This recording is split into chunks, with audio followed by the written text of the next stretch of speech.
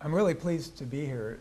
It's kind of a challenge. I was asked to make a presentation on Chuck McKirahan, an architect I think many of us, if not most of us, admire. We are familiar with some of his buildings, but unfortunately, because of his early demise, it's really difficult to get information from an academic sense in terms of verifiable data, information, files, etc., letters, perhaps, stories. But I'm going to try to put this into a context to kind of help us understand how we appreciate the heritage of 20th century architecture through the lens of an investigation into an architect such as Charles McKirahan. So this is really a discussion about one of our mid-century icons. If I can advance this. How do we do this? There we go. And we have a few icons here in Broward County. But Chuck McKirahan is the focus of this conversation. But with regard to appreciating the architectural heritage of our community, that appreciation is tied to an appreciation for the heritage of 20th century or mid-century modern architecture. This appreciation means that we expand our awareness, our knowledge of specific examples of that work through identification, through study, and through research. And then from that knowledge building, we promote it through awareness and understanding of the significance of that work, through publications and through lectures such as this, as well as exhibitions. What's interesting about the architecture of the recent past is that it is, generally speaking, accessible. It's possible in many cases to capture the living memory of those architects or people that work with those architects. And I'll mention a few of those names. However, as time goes on, these architects will pass on as well. The other side to this appreciation of 20th century architecture, is that the 20th century was also a time when architects and many others were able to utilize the technology of media. I mean, they were able to print themselves and promote themselves pretty heavily. The press media was exploding, so we find a lot of publication of the work too. So that's usually a backup if you can't have a direct account. So there's more information out there. Apart from capturing living memory, we can dig through records of experience. One of the other advantages is engaging, obviously, with the original designers, those that are still living, to learn about the significance, let's say, of the original ideas, advice, let's say, on maintaining these buildings, because typically modern buildings weren't designed to last forever. They were designed with economy in mind, and they were built out of materials that were affordable, that many times they were experimental. So they take a lot of maintenance to keep up. But conversing with these architects, we learn a little bit. And sometimes we learn from certain architects about other architects. Okay, so we can capture original ideas about significance and maintenance and thoughts on issues for conservation, as well as the context that they were working in at the time. So this is how we build knowledge and support for our 20th century heritage. And that could lead to conservation programs, an appreciation of buildings, specific buildings for adaptive reuse, and there's an example of one that I'm going to present today. Many of you, well actually, in terms of reuse, I would say the Castro Convertibles building, which is now Ferguson's Kitchen and Bath, is an example. Conservation programs, which I think presents a challenge for establishments like the MICI, but we'll talk a little bit about that. But in any case, the more knowledge that we have, the more support we can garner for these efforts, as well as protection programs. So there are a number of technical challenges involved in this, but I think that overall, because we live in a modern era and because Broward County is constantly reinventing itself, we're very well suited to maintain our heritage of modern architecture. The problem is, how well do we appreciate what we have? And I have to say, having been born and raised here, too much of my own personal history has been erased. The places and spaces that I recall through my lifetime have been obliterated. But not too many cities in the world can say that unless they've been through a major war or catastrophe. But this is just part of our culture. So what is the value of preserving this architecture? This architecture does provide a critical understanding of life in the 20th century. And for Broward Countyans, that's significant because the 20th century represents the most explosive period of our growth, of our development, and basically constitutes who we are as a community. When we look at the architecture, what we look for are three things essentially. Inseparability from that context, time and place. And in my research, I look into the landscape, the materials and climate, how these buildings relate to these, how do they integrate with landscape, what materials are used, and how do they respond to climate conditions. Identification with place, there are different ways to look at that. When you identify with a place, you're identifying it with it not just geographically, but culturally. And I think that the work that we're going to see through the lens of Chuck McKirahan is going to give us a very unique perspective in terms of how we identify with this place. And then obviously a new aesthetic. Modernism was a new aesthetic, is a new aesthetic.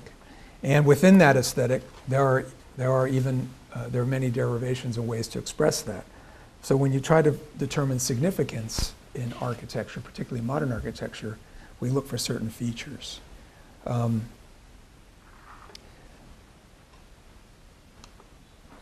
So with regard to modernism, it may not be easy to appreciate what the modern movement represented for us sitting here today because we've lived through it. But essentially, for its time, it represented a wholesale departure from the past. I mean, it really was revolutionary. Modernism has its roots in revolutionary Russia, in fact, where they tried to create a whole new world separate from the past. It didn't work very well, and Stalin sought to remove all vestiges of modernism, and it migrated to Europe, where it became manifest in institutions such as the Bauhaus, which were then taken over by the Nazis and similarly repressed and migrated to North America finally. But essentially, it represented a break from the past. And here is a couple pages from a textbook published in 1940, which was a very difficult time in history, right around the time of the World War. And Walter Dorwin-Teague, who was an industrial designer, wrote this book, and it was a textbook that architects of the time used. I got this book actually from Louis Wolff, who was an architect who studied at University of Florida at that period of time, and this was one of his textbooks. And we see here how the students of the day were taught about this idea of modernism and modernity. 1 year into the Second World War. But what we find here that Teague is saying that we're entering into a new self-confidence and restraint. And he's comparing sort of the 19th century space, highly decorated, lavish, if you will, over the top with distraction, to a more sublime, reduced, minimalized interior. This idea that modernity promises the betterment of humanity by removing all that distraction and allowing us to live in simpler lives, more in connection with ourselves and with our environment. At least that was the promise. That was what the goal was. So if we try to identify examples of architectural heritage of this period, we look for things that may surprise us or may seem strange or unfamiliar. And these characteristics usually give a clue that allow us to identify significant architectural works. So even within the context of modernity, we have to look for those things that are a little bit strange or a little bit unusual, kind of pushing the envelope, if you will, as an example. And this is a tie-in to identifying significant work. So let's also consider that the context of that world in 1939, 1940, this is what it looked like. In fact, this is Andrews Avenue from 2nd Street looking south. And very typical of 19th century, early 20th century city in North America. But you can see that there's a lot going on.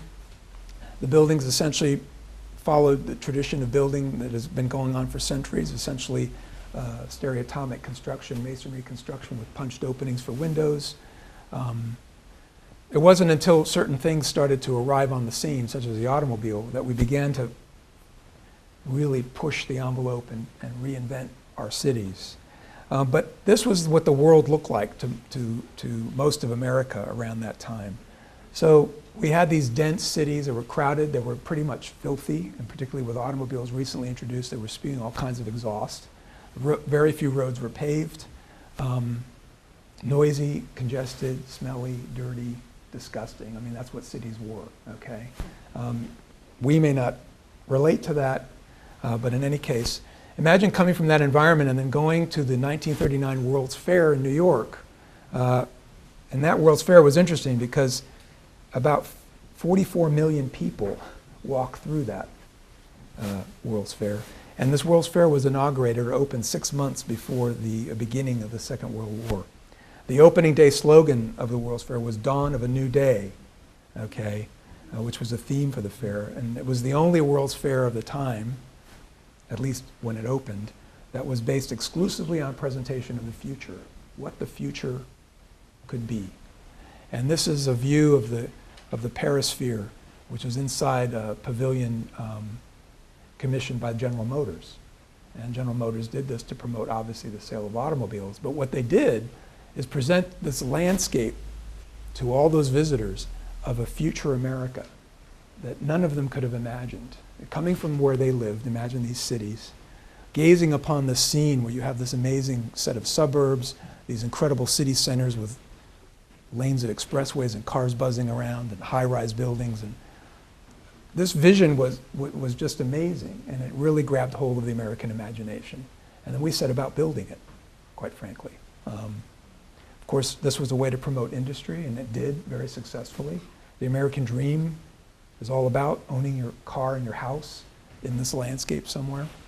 It was very well orchestrated, and there were a number of architects and engineers, including Walter Dorwin Teague. He was one of the designers of many of the exhibits, both in New York as well as exhibits in Miami, who wrote that textbook that I just showed you, titled Design This Day. In the ensuing decades, at least in Broward County, if you look at the map from 1940 to 1950 to 1970, you can see grew exponentially.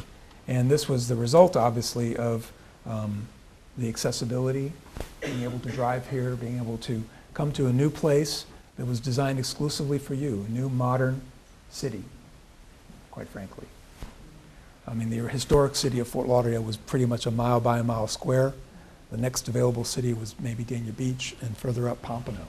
Everything in between was modern and new and very attractive because it was very much of the day. It wasn't until the 70s when this sort of excitement, even though growth continued, this sort of optimistic idea of expansion and living in this mode kind of was quelled by the energy crisis, okay? And the fact that our resources were limited. So that optimism that fueled the modern movement sort of waned right after into the mid-70s. So we can imagine that excitement of the original vision of the city, that the future was realized here in Fort Lauderdale with the work of some of our own local icons. And I'm going to just review a few of them here. Robert Hansen, and the innovation, one of the innovations Robert Hansen introduced was the porte cochere, the carport. Prior to this time, cars were parked in the back in the carriage house where the horses used to be kept. And then suddenly the car is brought right next to the front door under a little porch to cover it. But notice, entirely new aesthetic, integrating structure with space. I should have a pointer, but I'll just use my hands. Or Bill Bigany, another notable icon who trained under Walter Gropius at Harvard.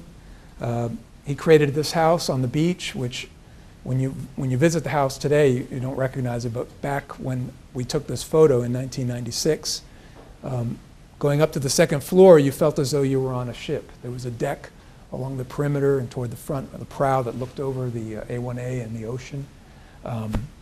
Bill was a sailor, and he loved sailing and boats, and his architecture in many cases recalls the technology and the feeling of being on a boat.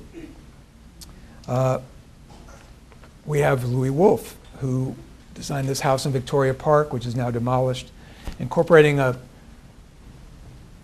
sort of a breezeway element connecting the carport to the main entrance. And then here we see these jalousie louvers at the living room, but on the back side of the house, we have the same thing. So essentially, this living room is like a big porch, and it's open front and back.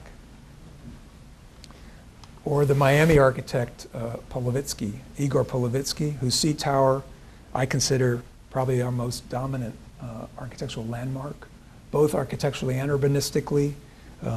We have precast concrete grillwork as part of the Brise Soleil. which is both a shading mechanism and a ventilating mechanism on the west facade. All of these apartment units are designed for cross ventilation. I've talked with several residents of the C Tower. They absolutely love living there. When it was built, I think in 1957, it was one of the most expensive co-ops in the country. It was really expensive to buy a unit in that building. That's the one at Lauderdale Beach, right? It's south of Oakland Park Boulevard. In the front's a park, a little park, access to the ocean. The other interesting feature that we begin to see in the mid-century architecture is this idea that architecture starts operating at different scales, is readable, not just as a building in the city, but from a distance, from a car in motion, let's say. It's one thing to observe the environment as you're walking through it, and another if you're driving by it at 30, 40, 50 miles an hour. So what he did was he actually projected out elements of the stairwell, or actually the stair that is inside the stairwell. So the landings and the angled part where the risers and treads are, projects out to kind of create this chevron effect leading up to the sign at the top of the stair tower. So Polovitsky was a very clever architect, very Corbusian, or influenced by Le Corbusier, a famous Swiss architect practiced around the world. Later, we see the work of Chuck Reed, and I'm moving forward in sequence and time. Chuck Reed did a lot of work in Hollywood. This is a house he did in Hollywood, where he was one of the first to actually use exposed concrete masonry units, exposed concrete block, which he considered our natural stone, the stone of South Florida.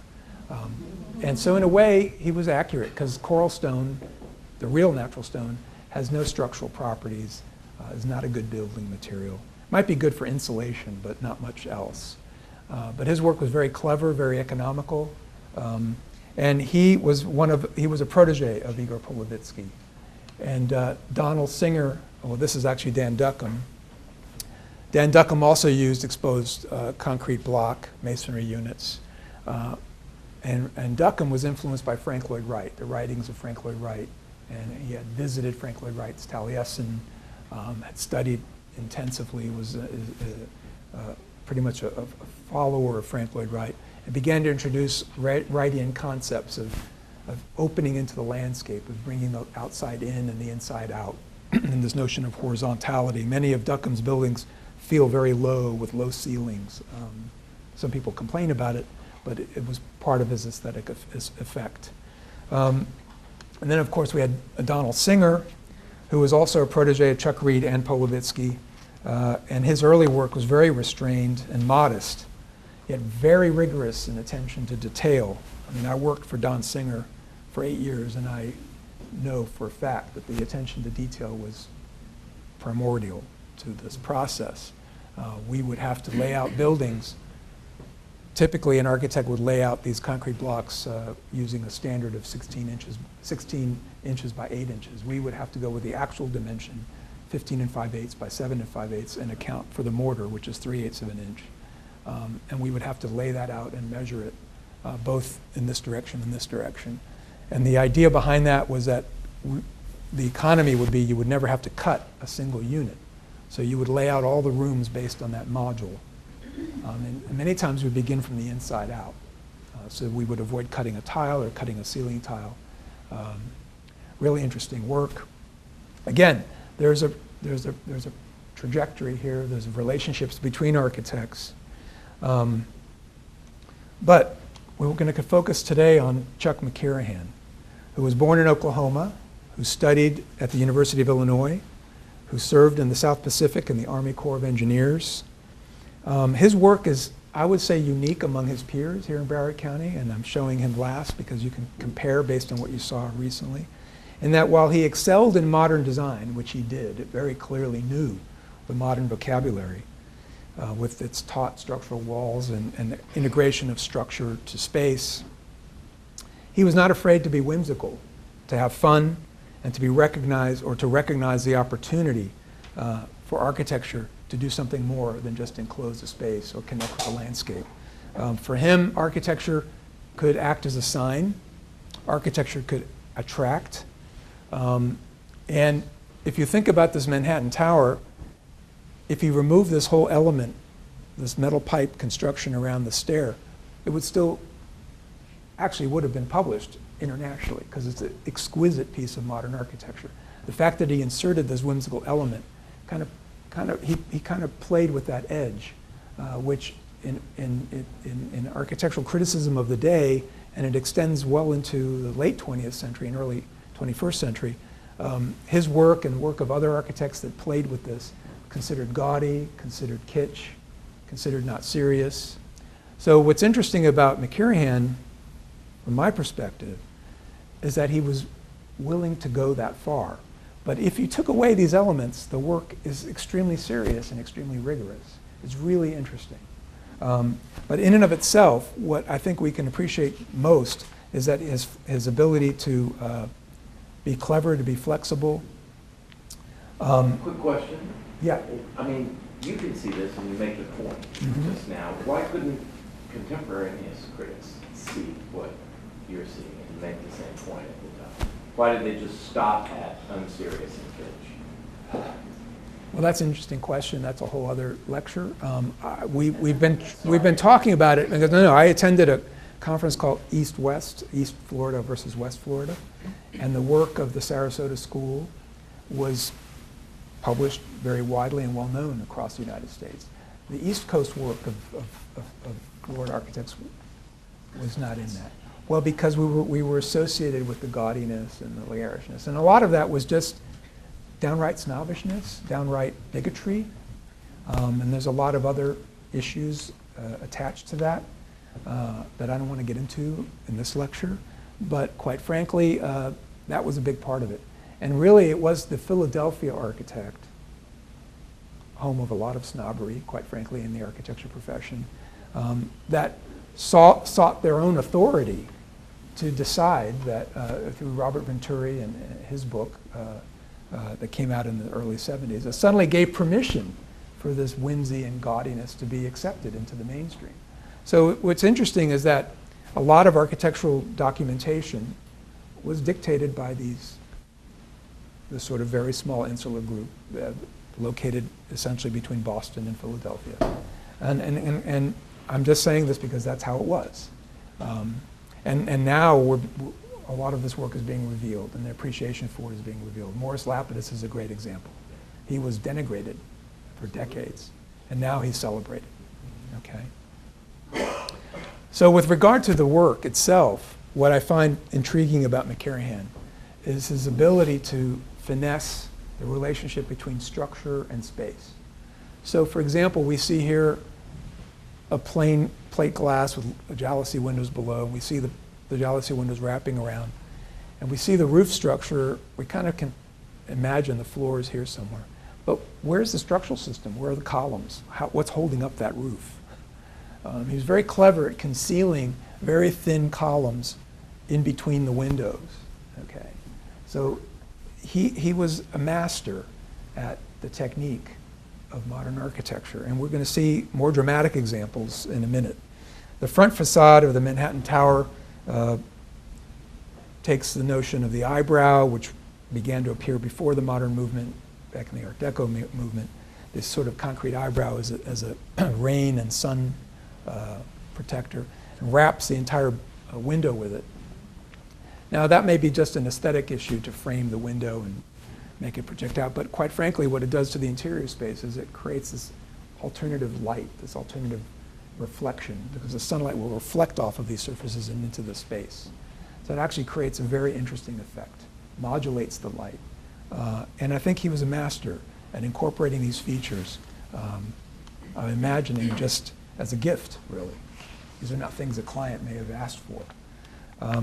Around the time that he did Manhattan, the Manhattan apartments, he designed the Barry apartments, which are located a few blocks north, right on the edge of the Bonnet House estate.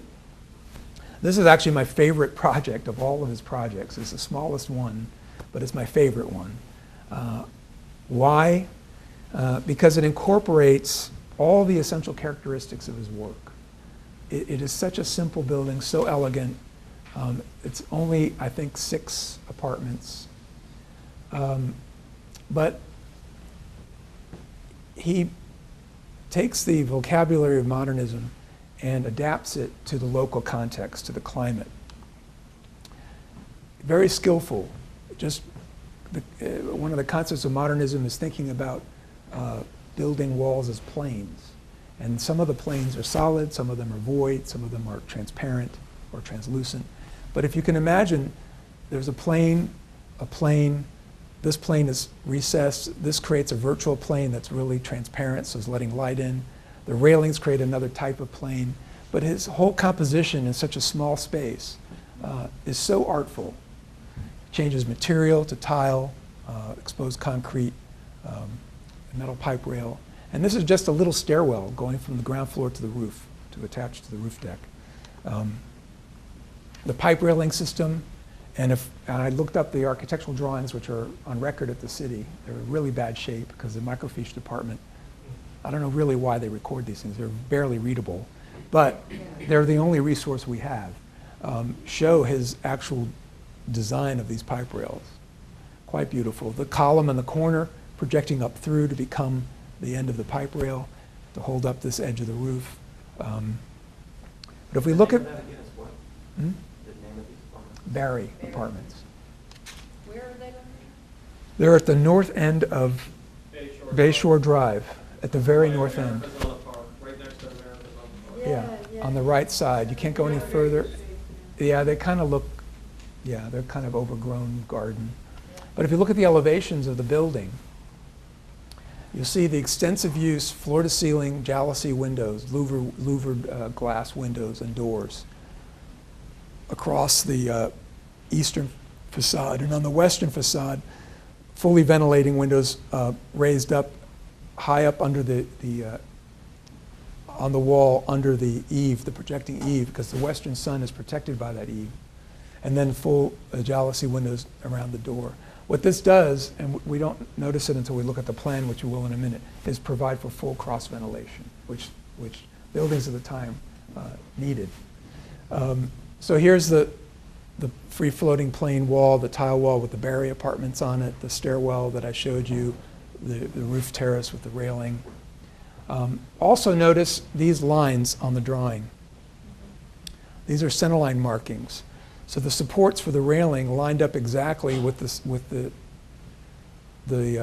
window mullions. And in many cases, the columns that hold up the roof are in between the window mullions. So again, you get the sense of just a plane of glass, and the ceiling is just apparently floating with no apparent means of support. The jalousie window, I just want a little digression. Jalousie window and awning windows, there are many patents for these products that are in the U.S. Patent Office. The companies that filed these patents were South Florida companies. Not only is the jalousie window an invention of South Florida, but so is the truss, the wood truss. And so we originated a lot of very, very important building materials, building elements that are patented by people who were very inventive here in South Florida, Broward County in particular. And they were working in concert with the architects experimentally to develop these products. So here's an ad from the 1953 issue of Florida Architecture with the jalousie window presented, the louver glass window.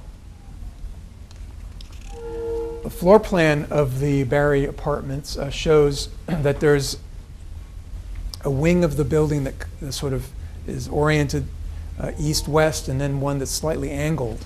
If you look at the north arrow here, you'll notice that it's slightly off of true north. But what's happening here is that he's capturing the prevailing breezes, which are coming from the southeast. And this floor-to-ceiling jalousies, combined with the ventilating windows on the west side, permit the flow of air. Okay. In 1963, Victor Olge published a book on where he did a very detailed study on how to position windows on a wall to encourage ventilation. It's an incredible book. I still refer it to my students to use when we try to design for climate. Of course, in 1963, when it was published, it was too late. It was around that time that the technology for air conditioning was such that it became affordable that people could buy it for their houses. Prior to then, air conditioning existed in movie theaters and large public halls and not a private house. And so architects and architecture was the means to provide thermal comfort, It wasn't until the mid-60s and later that we began to rely on mechanical systems to provide that thermal comfort, and architecture no longer had that function. And so the motivation for a lot of this design work really kind of no longer became relevant after that period of time. But I still think there are lessons to be learned, particularly today when students are seeking solutions for more sustainable futures, less energy dependence, more relation to climate, and in particular climate change. How do we relate to changing climates? And so this knowledge is very valuable today.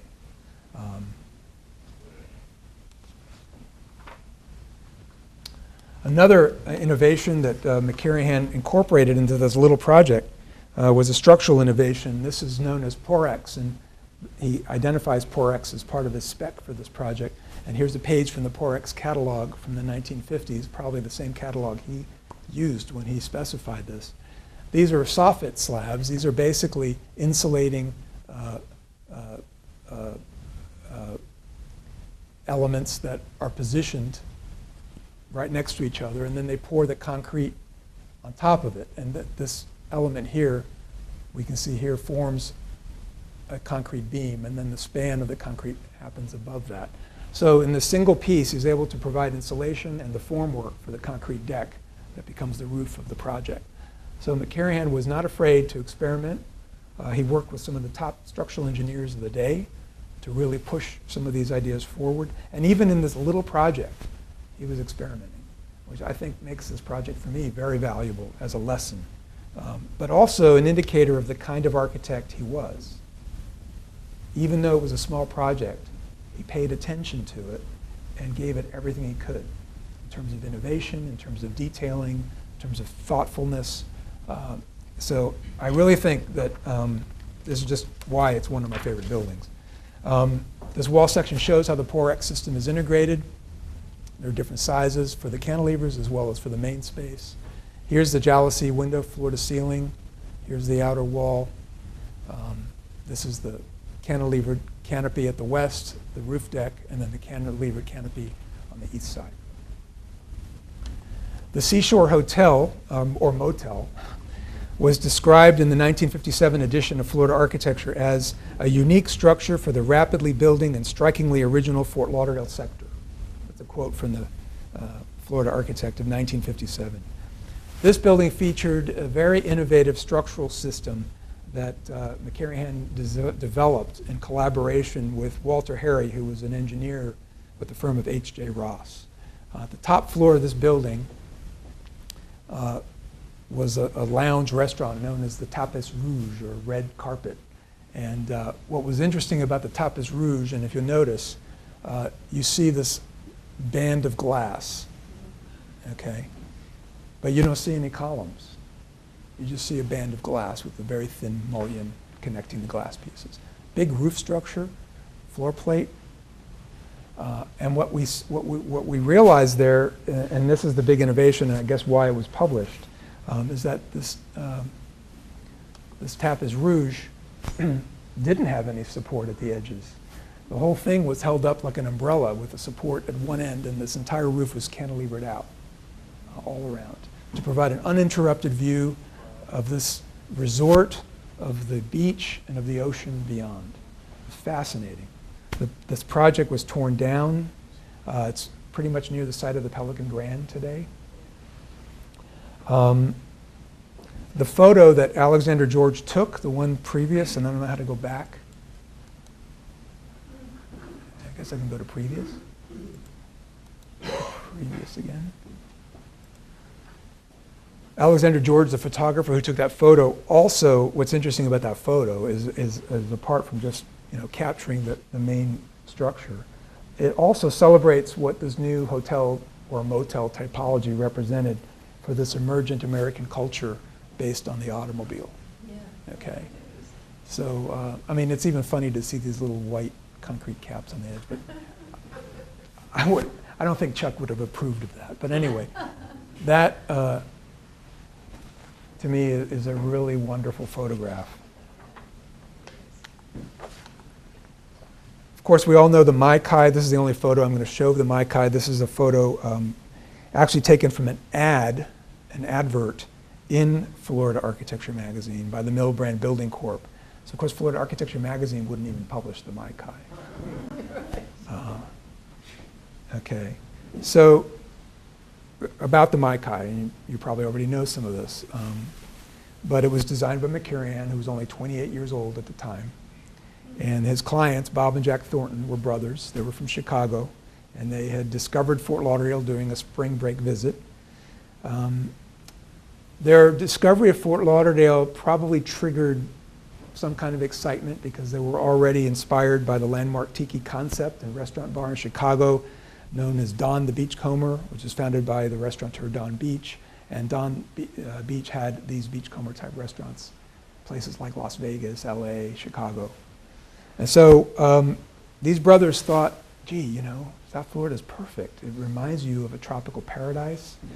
And then they met McKirahan, who, as we know, served in the South Pacific during the World War, who probably had this similar sort of fascination and appreciation of the tropics, Polynesian culture.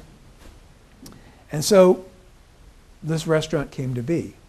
The success of the Maikai really, I think, established McKirahan in this very specific market of themed architectural environments way before Disney perfected this art.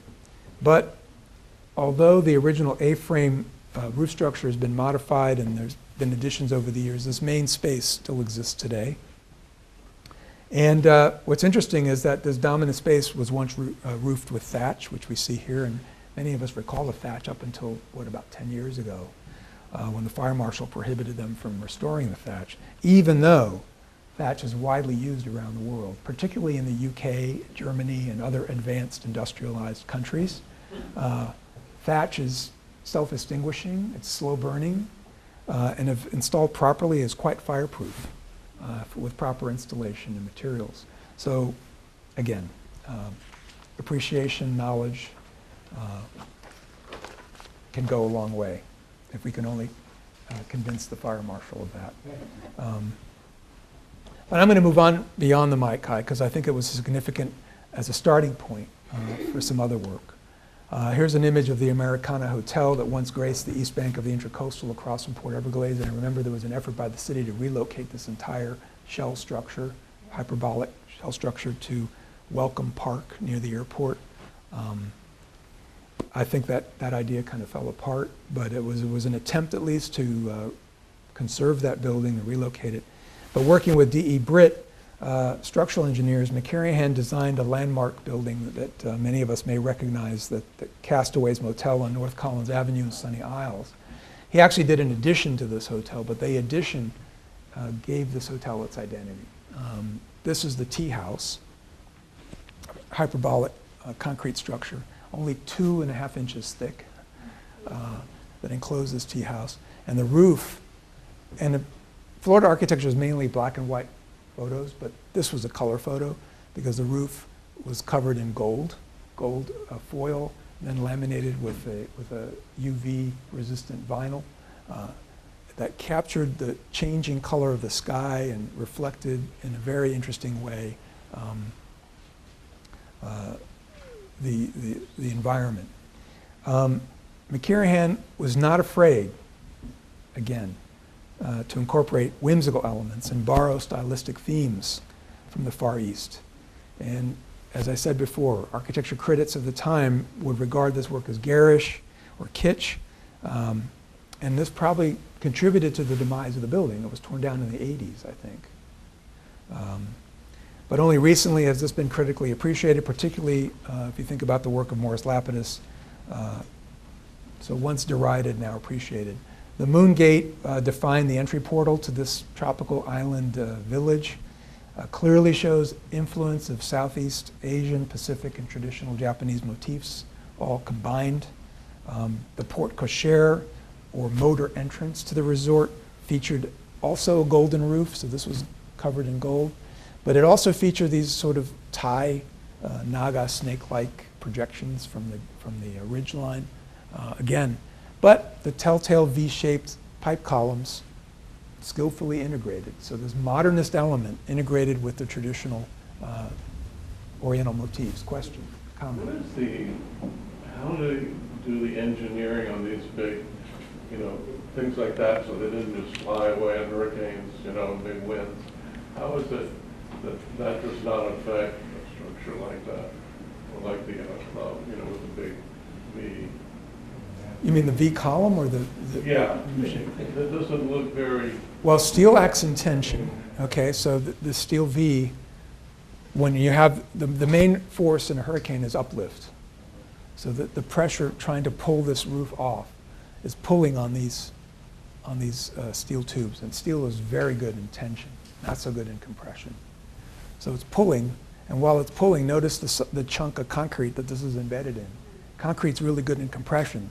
So this steel tube probably goes all the way to the bottom of that concrete, and it's pulling.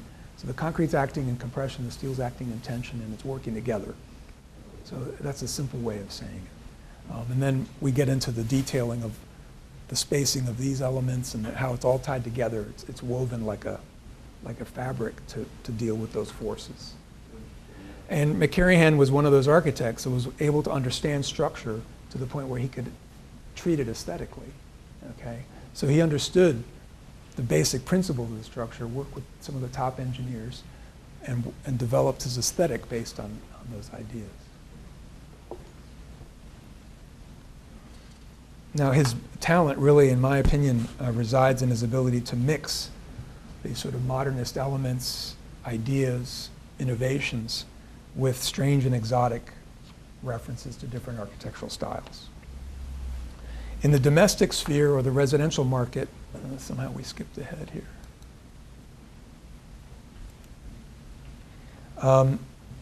We can see him incorporating similar ideas.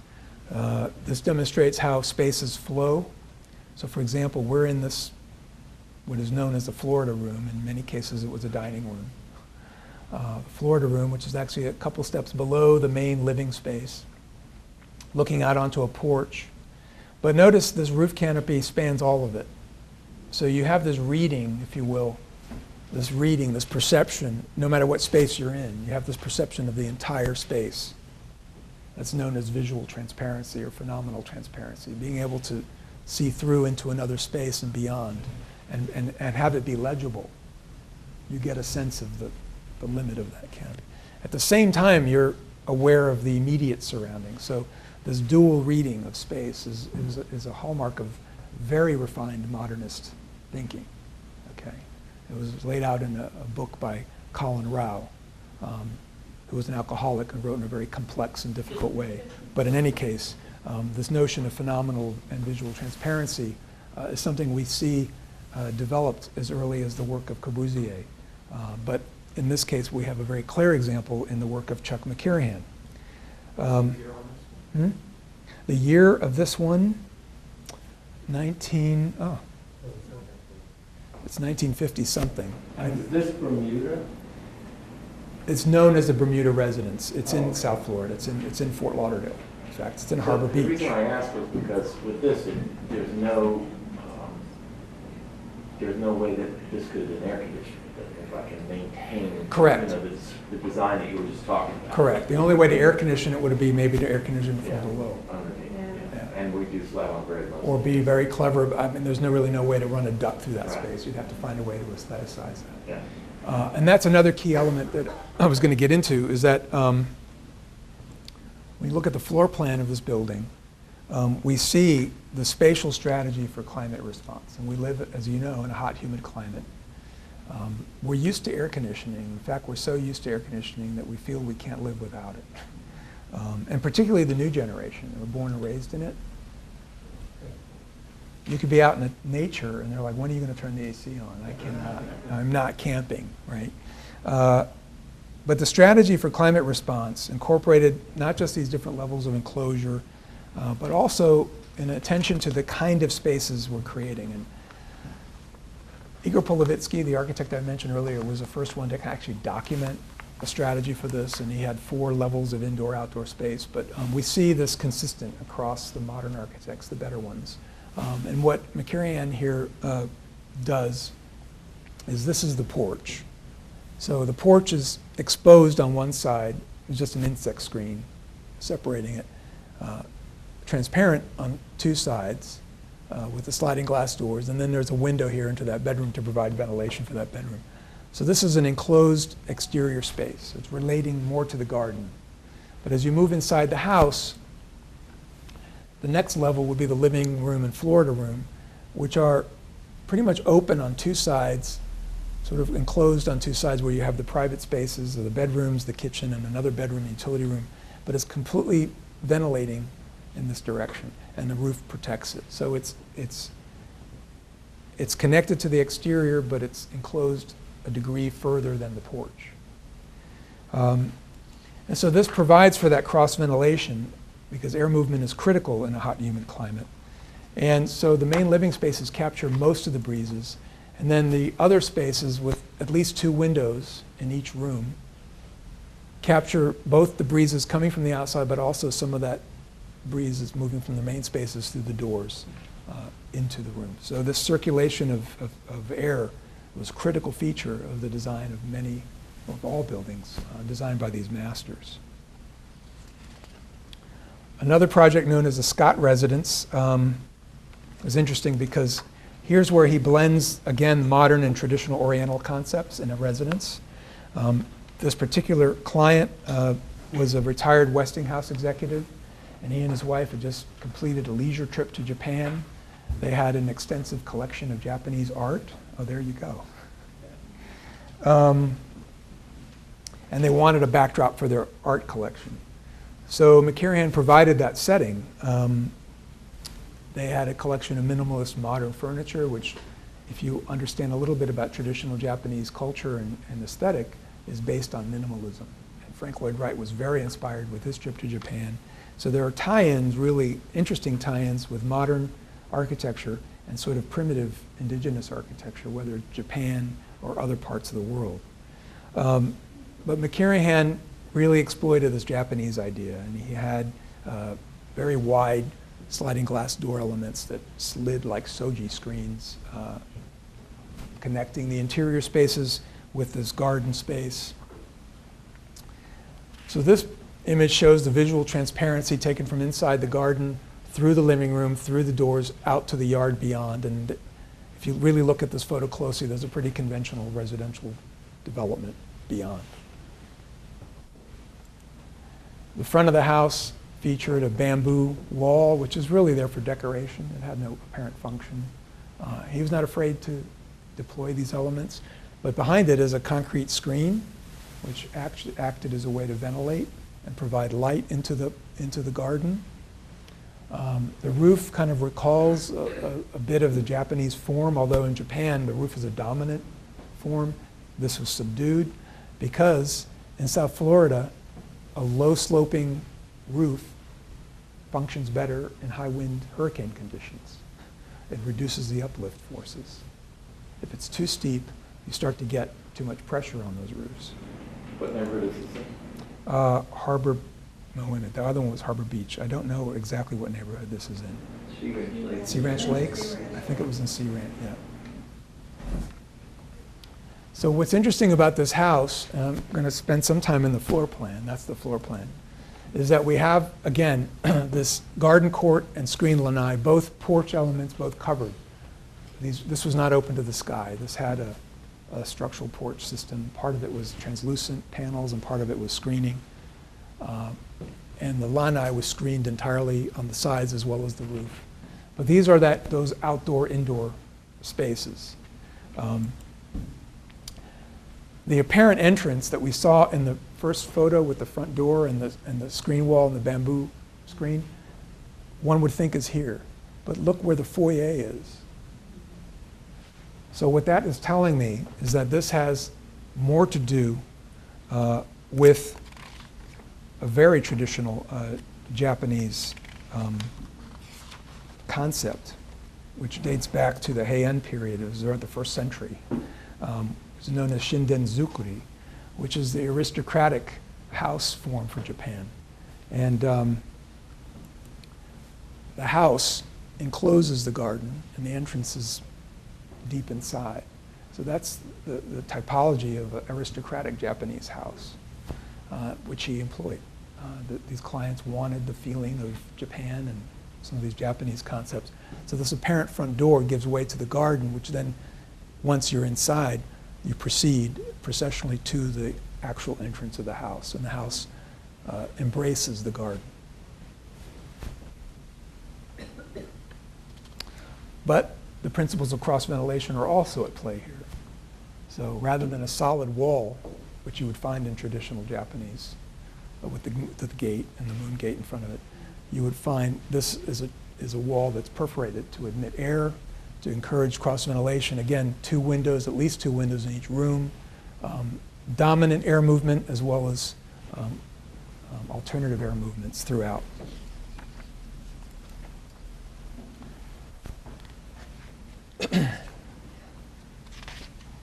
So down the street, we're getting near the end here, from the Maikai, there's another project that we recognize is now known as Ferguson's Kitchen and Bath on Federal Highway.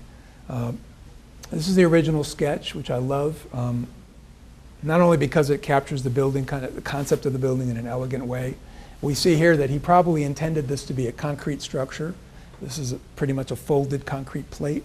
Just kind of, kind of angles back a little bit, tilts out toward the street, sort of in an upward direction, and then curves up. And then the sign was another ribbon of concrete with the lettering of Castle Convertible spanning across that.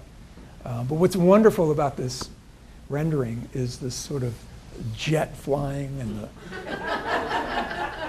the car with the fins exaggerated. You know, it really, really captures the exuberance and the optimism of the day, right? The fascination with movement, with modernity, with progress. And that's part of my personal love for mid-century architecture. I guess it brings me back to my childhood where we had this optimistic view of the future. And I think that this rendering kind of implies a lot more than just the concept for the building. The reality is that the building was actually constructed of steel, not concrete, probably for economy's sake. But he didn't shirk from that budgetary constraint. A straight pipe column, but an angled one. And this is where the glass was incorporated. And these angled pipe columns were hidden again between the mullions, so you didn't see them. But what that did was create, these held up big girders that were tapered to a very thin edge at the end, and they got deeper and deeper as they got back. And here he incorporated the air conditioning system in the back here. It was distributed to this plenum out into the space. But what he did was create this vast, uninterrupted space to display furniture. You have all these little different settings, and as you do today, you go to Ferguson's, there's all these different settings. There's not a single column to interrupt that. So it gives complete freedom to the owners of this shop to rearrange their displays. So we have a very clear modern concept and a very clever and skillful combination of structural elements to achieve that. Again, a signature of McKirahan's talent and ability. Finally, we look at a landmark building, the Birch Tower. It was the tallest building in Florida north of Miami at the time it opened in around 1960. We see the familiar V-shaped columns in the rendering here, and kind of fuzzy, but here you see one, and there's a few others.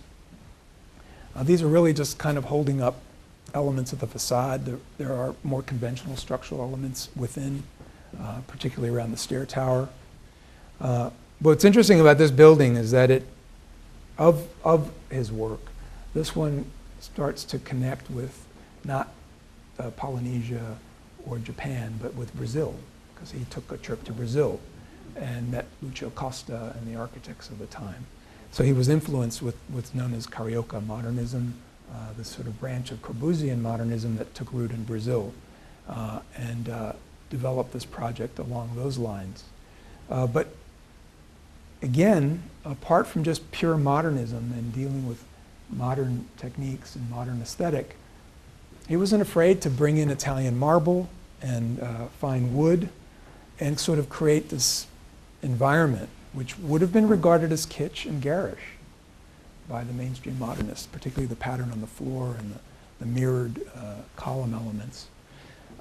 But I have to say that This ornate lobby, which is consistent with his sense of style, was designed really to appeal to the jet set more than the sophisticated avant-garde of the mainstream modernists. Again, he wasn't afraid. He was I would imagine, and I think it was verified, he was a fun guy. He had a sense of humor, and he was comfortable with that. But hotel and real estate promoters really saw value in his work because they were out to promote the star power to call attention to their projects. And his architecture played its part to make buyers and visitors who use these buildings feel themselves like pampered stars. And that was part of the appeal of his work. So the work of McKirahan provides an insight into life in Broward County in South Florida in the mid-20th century. We see that, I hope we see it as inseparable from its context in terms of its relation to landscape, the use of materials, and its adaptation to climate. We also see it in terms of how it identifies with place, both in terms of climate, but also this idea of life in the tropics, okay, how his work really helps us understand that. And then it also conveys this idea of a new aesthetic. Modernism, very rigorous modernism, but combined with kind of the exotic, okay? So this makes his work stand out and therefore valuable. I was asked to do an addendum by somebody in the room. I think he's still here.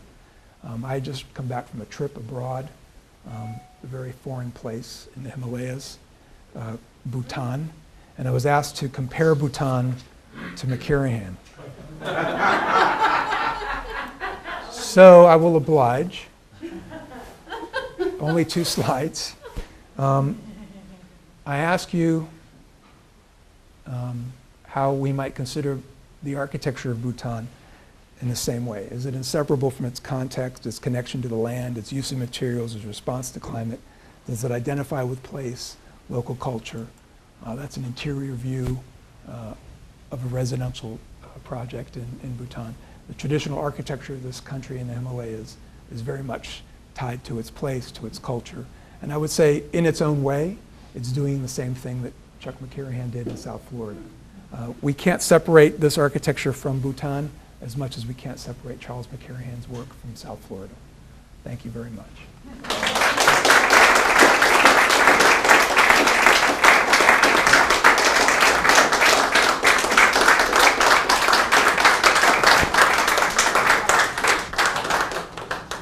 There's some questions. Anybody questions? I just want to say that it's so nice to see that work still around so prevalently in South Florida. And I have a service business and I drive for a living, and I can spot one of those buildings before I even get to it. The beam poles, the jalousie windows. I have a lot of work that I do on Isle of Venice, and it's sad to say that on Isle of Venice there was a lot of those kitschy, really funky 50s motels, and you drive down that island today and it's a condo canyon on both sides. And they're ugly. I mean, they're 3 stories, they're right up to the street, there's no scale, and we're losing that. And this is so good to see people get interested in this era and this valuable architecture that's unique to our area. And it seems to me like the buildings that went condo years ago are the ones that are still here. And the ones that were singly owned are the ones that are easily sold off and demolished. So, and that's what I think why we see some of these that are still standing is they're mostly condo. And I hope that in the future that, we can get some sort of protection before we lose more. They're so interesting and part of us. So, that's my comment. It's really not a question. It's a good comment. Okay, thank you. Randall. I was wondering if you could compare the mid-century modern of the Miami area with the mid-century modern of the Fort Lauderdale area. Compare? Is there a distinction? Do you see a distinction? What was the question? I think, well, can I compare, or is there a distinction between the mid-century modern architecture of Miami and the mid-century modern architecture of Fort Lauderdale? I have to say that many of the architects, both in Fort Lauderdale and Miami, worked in both places. So there really isn't much of a distinction. There's probably more, well, if a distinction can be made, it would be mainly along the lines that Broward County's defining architecture, unlike Miami, because Miami Beach, for example, has a density of Art Deco buildings, predate mid-century modern. Broward County's defining architecture is mid-century modern because it was the architecture of the most explosive period of our growth. And some of the most talented, clever, understated buildings are here in Broward County. And I think that's what I would say would distinguish it. A lot of the modernism in Miami is woven into the fabric of the city. There's excellent work down there. You had excellent architects. Probably the most notable is Igor Polovitsky, but Robert Law Weed designed buildings in Miami, Fort Lauderdale, all the way up into Boca Raton. He designed the breezeway at FAU's main campus. So these architects were very fluid. They stuck to the East Coast, but they designed projects up and down the East Coast. But I think Broward County was growing up at that time, and the people that were attracted here were young. They were just moving in with their families, and it was part of the lifestyle. Modernism just fit right into that. The sort of open environment. At least I remember growing up, riding in an Impala with the windows rolled down, going home to a terrazzo floor with the jalousie windows. It was just part of how we lived, and it was who we were. I was just going to say that because we grew up here, the people that did not grow up here, now they see the city, they don't understand how living without air conditioning could even have Exist. been How could you do functional. that? But there weren't as many buildings here then. There That's were right. not as many tall buildings, and also the trees and whatnot were not as mature, so they weren't blocking the wind. There was a lot more room for the air to move, and it really wasn't, sometimes it wasn't very comfortable, but in general, it was just what we were used to, and there was air moving at that time. Yeah. I would People don't argue. understand that. I would argue there's air moving still today, but what's happening is that the air conditioning motors are generating a lot of heat. They create a heat island effect, and between the amount of cars, the amount of air conditioner motors, it's generating a lot of artificial heat. When you're in a downtown environment, the tall buildings actually create more wind. It's very breezy. Places like Singapore, which are very high density, have high-rise buildings that are designed for cross ventilation. So a lot of the principles that McKirahan and others were working on are still valid today for high-rise construction. The big challenge with dense environments is privacy, being able to not hear your neighbors. But again, that was a feature of living in South Florida. We used to hear our neighbors all the time. Another element I hear frequently as being something that affected how people lived and what they had to do differently in their homes was how many bugs there were at the time. Other than screens, was there any innovation in the 20th century in design that We dealt were with just bugs? talking about that. I was just mentioning growing up and my dad taking a flip-flop and smacking the back of my mother and a bug fell down. Well, bugs were part of living here. Just screens was the only thing they could do. Today you see things where air is coming down from the front door, and I don't know if that's been worked in the home design, Yeah. but with air conditioning we don't need it. But in the days of when those of us whose parents lived here, Insect screens and Be keeping done your with house screens. clean, and just sometimes just occasionally dealing with the bug. That was clearing just part of- mangrove, they cleared a lot of stagnant. Well, you're talking about mosquitoes. Yeah. Oh, well, that was easy. You would just spray DDT. Clouds of DDT. I'm being facetious, but that is what they did. What do you think of the best neighborhoods that had the greatest concentration of mid-century modern architecture? Well, I think those maps that I showed you from 1940 to 1970, that span anywhere in that whole realm, pretty much. Even the sort of developer housing was pretty clever. All the architects, including Polovitsky, designed, and another architect by the name of John Crowell, they all were involved in this project to design affordable housing. So they would call them the economy house, because everybody recognized Was that. there rezoning? It was their rezoning and housing. In a way. And these were very clever, beautiful, elegant little two-bedroom houses, bungalows. that have all these principles incorporated into them. And there's one in Victoria Park that is a Crowell house that is beautiful, is still standing. There's a stone wall and a plane with a living room, kitchen. There's no dining room. I don't know where you eat, but and 2 bedrooms. It's just such a simple, elegant little house, but it encapsulates all of these ideas. Clearly, you need to have the garden space, right? Both for the wind, but also to have that indoor-outdoor connection, which is a big feature of living in South Florida, this connection to the garden. But I would say anywhere in that zone, as a concentration, like North Beach has actually got a pretty good collection of mid-century modern. If you look at the the street layout of North Beach, it's very similar to Miami Beach. Only difference is there are no alleys, and the relationship, it was designed more for the car. But that was by intention. The city planner for Fort Lauderdale at that time laid out in the preamble to the city plan that Fort Lauderdale would distinguish itself from the garishness of Miami Beach and the austerity of Palm Beach, and have this sort of laid back, I mean, that wasn't the word he used, but it meant laid back, kind of homey atmosphere, which is what Fort Lauderdale intended for itself. And that kind of lended itself to this mid-century modern idea of easy living, of carefree living.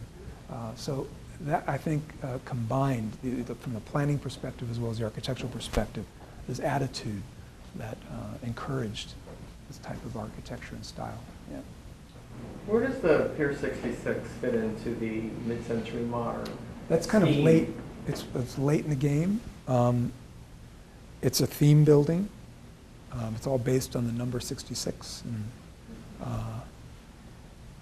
fantastic project. And not only the tower, but the low-rise units alongside it. Right. This incredible grill screen wall that go up like 2 floors or 3 floors uninterrupted. Would you consider that mid-century modern? Yeah. It's at It's the a late later end. period, right? Late end, yeah. While it's sad to see so many of the buildings that the Kirahan design are gone, there's a real wealth of buildings that have survived. Any ideas on how to maintain them in the future? Because we've just seen what happened with the Times Square Shopping Center. Yeah. Slowly de-skinning the original. Yeah, it's just that if you appreciate what you have, you work to restore it. I mean, I travel a lot, and I'll go to places in the United States, and like the downtown of Amityville, Long Island, where my father was born, is the same as it was when he was a kid. They just maintain the buildings, they restore the brick, they repoint it, they don't just tear it down. And we're just, something about our culture here is too eager to tear down. It's easy to say, it was much easier to tear it down and start from scratch rather than restore it. It just takes a little effort and care. Somebody said on Randall's Facebook affinity group the other day, if you care about it, buy it. That's true. And if you care about it, you'll take care of it. There she is. Yeah, well, and that really resonated with me. But we can't rely on that, because if we did, there wouldn't be any historic sites.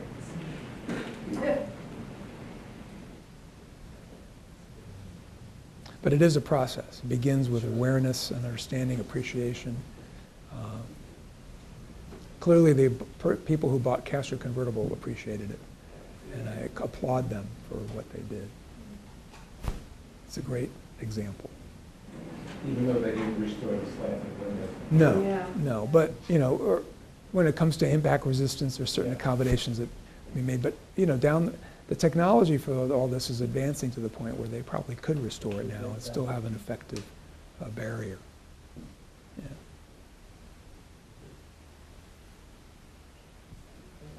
Thank you.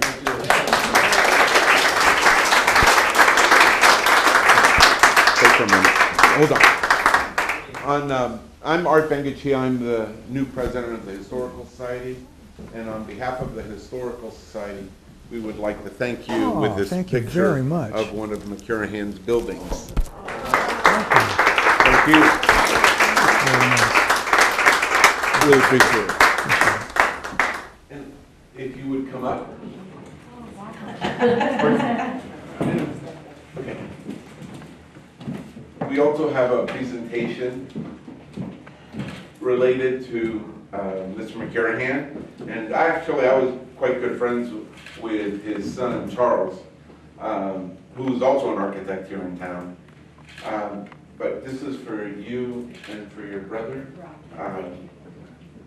So thank you so much for having shared your stepdad with us.